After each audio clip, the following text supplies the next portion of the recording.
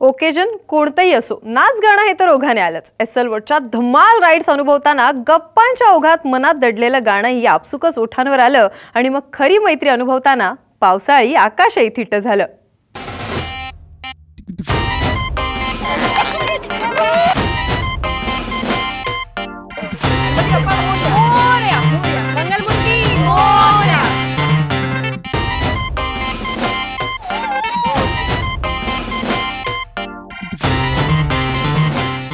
सभी मीठी मीठी मीठी बात छोड़ के थोड़ी थोड़ी नोक झोंक हो, जरा तीखी तीखी तीखी मिर्च तोल के चटपटी नजर से कत्ल हो, थोड़ा सा गुस्सा थोड़ी सी गाली लबों से उतरे थोड़ी सी लाली, रोज रोज प्यारी बात ठीक है नहीं, बात मेरी सुन बात सुन लो ए सोना, वो ए सोना मेरी सोना, प्यार व्यार छोड़ खट्टी बात छेड़ो ना ए सोना मेरी सोना, प्यार व्यार छोड़ यारा बात मेरी सुन लो ना.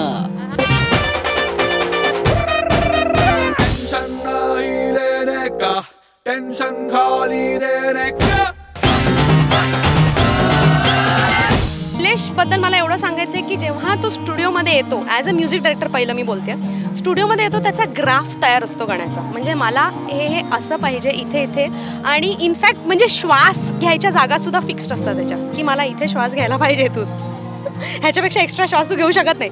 But in a way for a singer इतकं काम सोपं होऊन जातं की माहिती आहे की गाणं कसं गायचं आहे ना.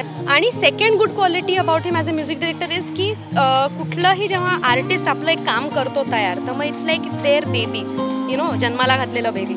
सो त्याच्यात काही आपल्याला त्या आर्टिस्टला काही वाईट वाटत, म्हणजे काही बॅड पॉईंट्स दिसत नाहीत. निलेश स्वतःची गाणी स्क्रॅप करतो.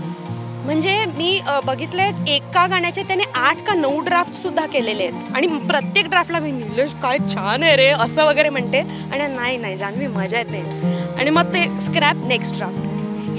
ही क्वालिटी मी ना फारच कमी म्युझिक डायरेक्टर्समध्ये बघितलेली आहे. अश्विनीबद्दल ॲज अ लिरिसिस्ट मला सांगायचं आहे की कॅरेक्टरमध्ये घुसून लिहिते ती खूप. म्हणजे गाणं जर असेल कुठलंही, काय म्हणजे काय आहे थॉट त्या गाण्यासाठी, सिच्युएशन काय आहे, कॅरेक्टर काय करतो, ब्ला ब्ला ब्ला, प्रत्येक नुआन्सेस घेऊन. आणि शी राईट्स व्हेरी कोलोक्युअल. धवलबद्दल बोलायचं म्हणजे मी ह्याच्याबरोबर डुएट वगैरे गायलेलं नाही आहे अजून, पण मी त्याचं जितकं काम ऐकलं आहे, खूप सॉफ्ट आणि स्वेल्ट व्हॉइस आहे त्याचा.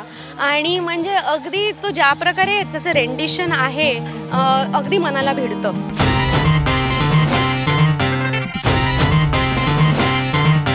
ऑनेस्टली जान्हवीबद्दल मी लगेच सांगतो आता, कारण मी आता रिसेंटली त्याच्या काही 2-3 गोष्टी खूप जवळनं ऐकल्या आहेत, 2-3 गाणी. तर त्यामध्ये मला एक दिसतं ना, कमाल ॲटिट्यूड आहे गाताना. You know what, she deserves to be in Hindi actually, in Bollywood.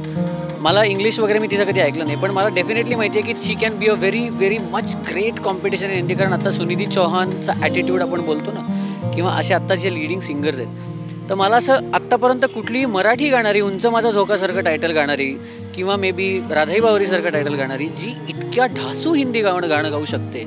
मला अजूनही आठवतं आहे, मी ते गाण्याचा उल्लेख करतो, जे भटिंडा नावाचं, जय महाराष्ट्र भटिंडा, डाबा भटिंडा, त्यातलं एक गाणं आहे, दिल हरिया होय, एक गाणं तिने गायलं आहे. You need to hear that. जे निलेशनीच केलेलं कंपोजिशन आहे, कमाल. म्हणजे त्याला काही मी बोलायचंच नाही, इतकं फॅन्टॅस्टिक गायलं. So I am uh fan त्या बाबतीत. मी खरंच तिचा फॅन आहे. मी ॲज अ संगीतकार म्हणून सगळंच झालेलं आहे. तो खूप खूप हुशार आणि क्लासिकली ट्रेंड संगीतकार आहे. कारण ना, क्लासिकल बेस खूप कमी लोकांना असतो, जे पटकन संगीतकार होऊन जातात, काहीतरी 4-5 चाली करून ओव्हर द नाईट हिट होतात.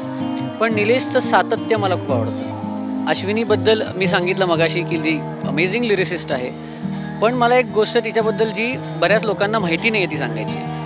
ती अशी आहे की ती खूप उत्तम श्रोती आहे गाण्याची. यु नो, ती स्वतः, तिला गाणं इतकं कळतं, म्हणजे फक्त शब्द कळतात, किंवा आपण म्हणतो ना लिरिसिस्टला फक्त त्यांचा भाग, त्यांचं म्युझिक, ओके फाईन, पण ती गाणं इतकं अमेझिंग ॲप्रिशिएट करते. ती मला फोन करते की अरे धवल, मी आता हे ऐकलं, तुला माहिती आहे ह्याच्यातली ही गंमत आहे, ही ती गंमत आहे. आणि ती कदाचित आय डोंट नो ती किती लोकांबरोबर शेअर करत असेल, पण मला हे तिच्यातलं ती क्वालिटी दिसते की ती सगळं तिला दिसत असतं आजूबाजूला, आणि ती सगळं ॲप्रिशिएट करते.